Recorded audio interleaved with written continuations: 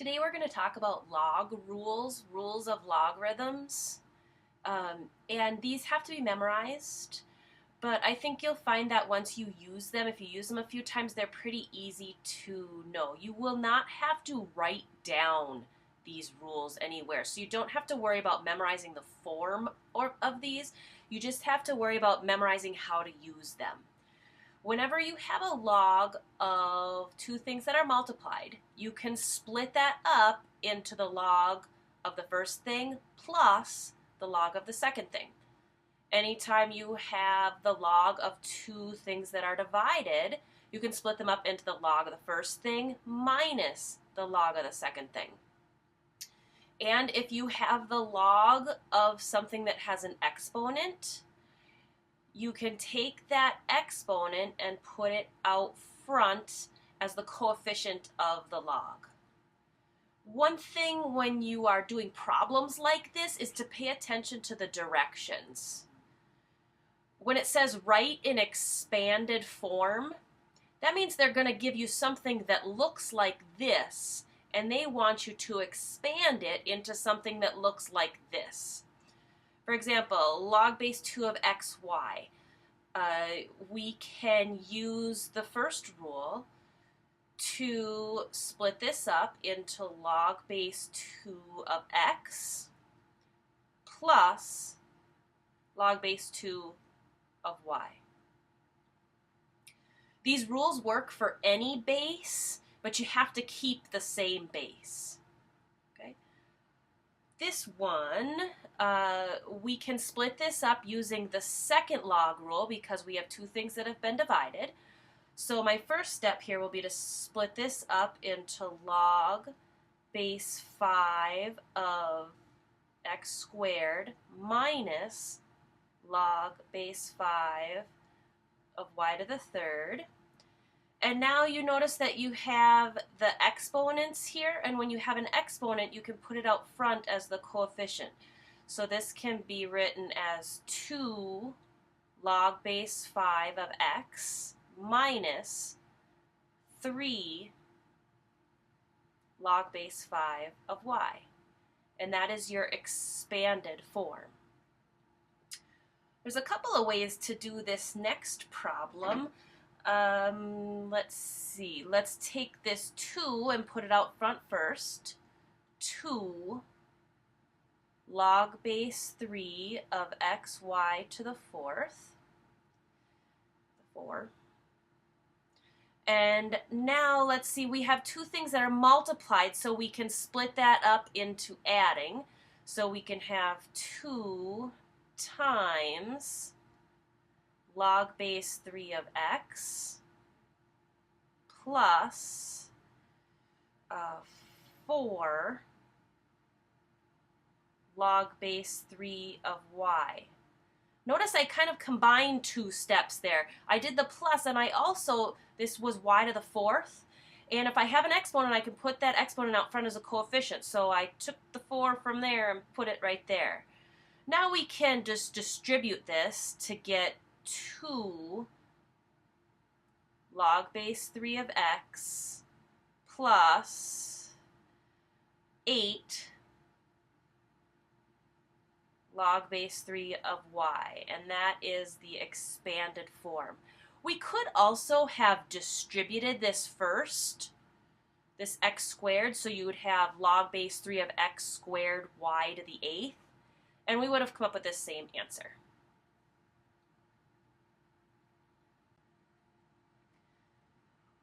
The next problems we're going to do will all have this instruction right as a single logarithm with a coefficient of 1. And what that means is it's actually the opposite of what we just did up here.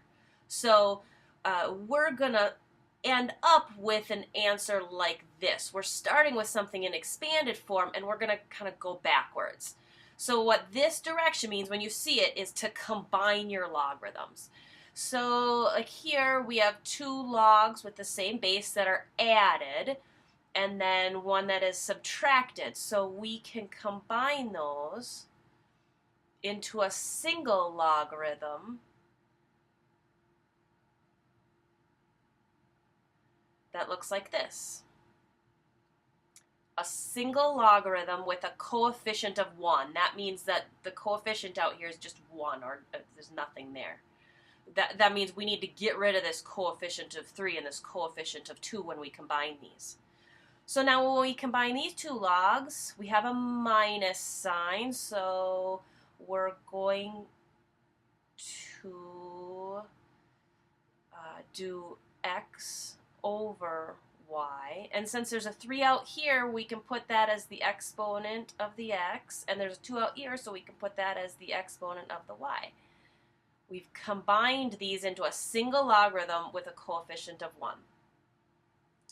Problem like this, there's a couple ways to do it. I'm going to choose to distribute my 3 first. So I have, my first step is 3 log base 5 of x plus 6 log base 5 of y minus 6 log base 5 of z. So then I can combine these together. Let's see, let's get rid of our coefficients next. The 3 can be put here with the x. Log base 5 of x to the third plus the 6 can become the exponent of the y. So log base 5 of y to the 6th minus log base 5z to the 6th. And now I have adding here, so that means I can combine to a single logarithm and multiply my x cubed y to the 6th. And this is a minus, so that's divided by z to the 6th. So I have written this as a single logarithm with a coefficient of 1. When you're doing these problems, pay special attention to the directions so you know if you're supposed to expand them or combine them.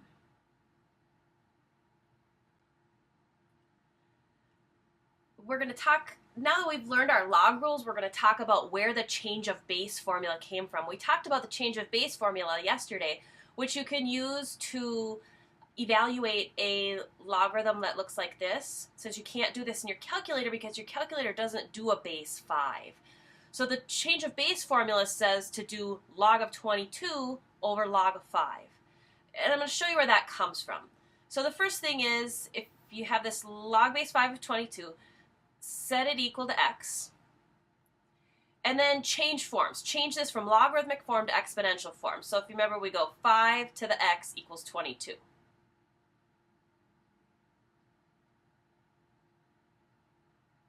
Since I have an equation now, I can do whatever I want to this. So let's see, I'm going to move my 22 over a little bit here. I'm going to take the log base 10 of both sides. I'm not writing base 10 because when you just write log, if you don't include a base, that implies base 10. Now we're going to use the power property that we just learned to take this x from the exponent and put it out front as the coefficient.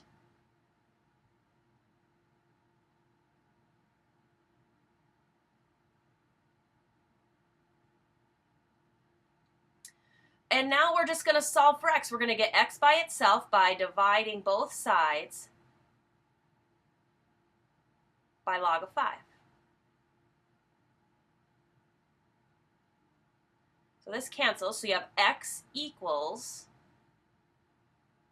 log of 22 over log of 5. And the reason that that's powerful is now I can do this on my calculator.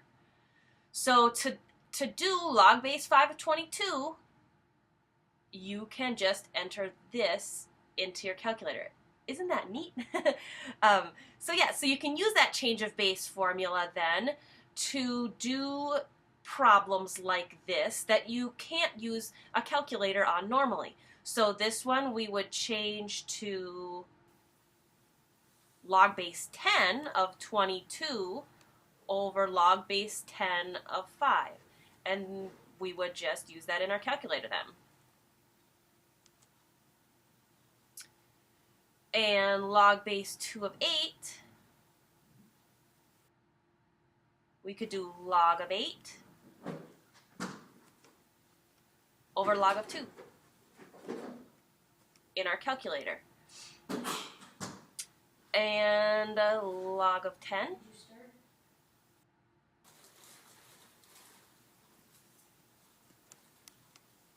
over log of 3 in our calculator. Let's go back and look at this one a little bit. When you did that in your calculator, when you did this, you got 3. It's kind of an interesting one because we could also have done this one by changing forms. 2 to the what makes 8. So if we just change forms, 2 to the what makes 8. Sorry, 8. You know that 2 to the third power makes 8. So the answer to this is 3. So there are 3 ways you can evaluate a logarithm. You can use that change of base formula.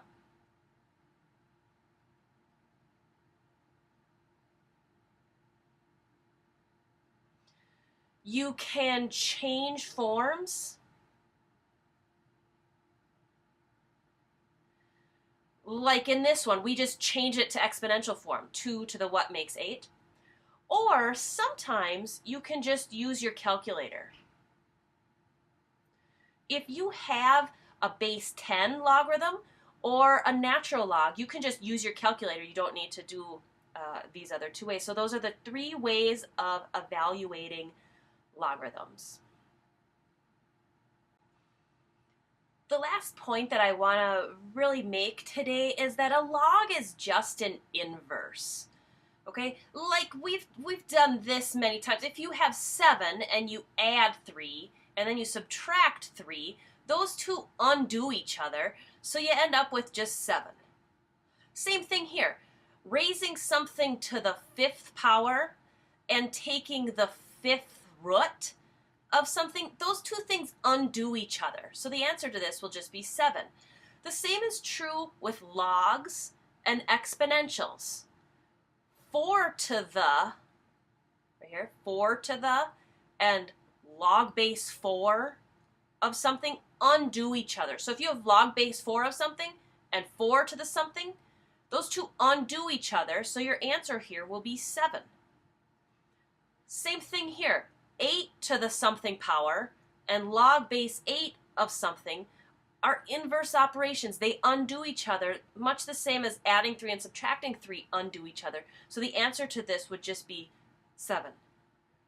A log is the inverse. It's the undoer of exponential. So far over the past 2 days, you have learned some things that I just want to go over again. What you should be able to do with logs at this point. You should be able to change forms from logarithmic form to exponential form and then back again. I changed this here. You should be able to evaluate logs by changing forms. Kind of like up here. If we change the forms, 2 to the what makes 8, we can then see that the answer is 3. You should be able to use that change of base formula to evaluate logarithms. And you should be able to, from memory, expand and combine logs using those rules that we talked about at the beginning of the lesson today. That's the end. Goodbye.